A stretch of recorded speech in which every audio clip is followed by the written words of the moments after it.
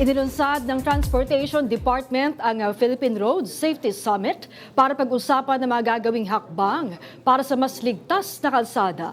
Alinsunod ito sa kautusan ni Pangulong Ferdinand R. Marcos Jr. Yan ang marangkadang balita ni Justine Ignacio.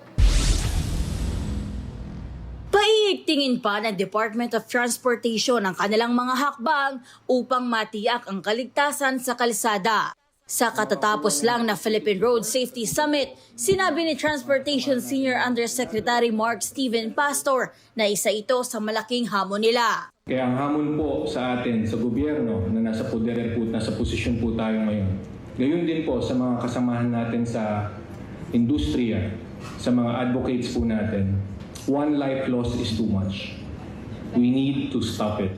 Partikular na ang para sa mga naglalakad at nagbibisikleta. Layo nilang matugunan ang lumalalang bilang ng mga aksidente alinsunod sa kautusan ni Pangulong Ferdinand R. Marcos Jr. na maitanim ang disiplina sa lahat ng mga gumagamit ng kalsada sa bansa. Para maisakatuparan ito, kasalukuyang ipinatutupad ng DOTR, Land Transportation Office at Land Transportation Franchising and Regulatory Board ang mga mekanismo sa ilalim ng Philippine Road Safety Action Plan 2023 to 2028.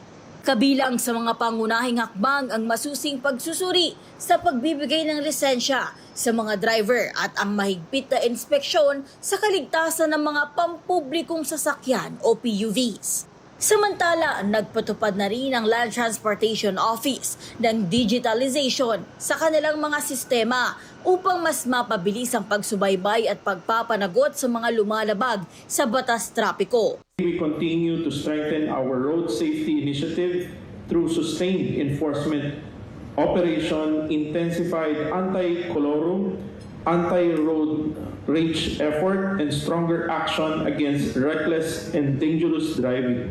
Nagpahayag din ng buong suporta ang World Health Organization sa Pilipinas para sa isang mas ligtas at mas inklusibong sistema ng transportasyon sa bansa. Ako si Justine Ignacio ng PRTV News, nagseserbisyo para sa Pilipino.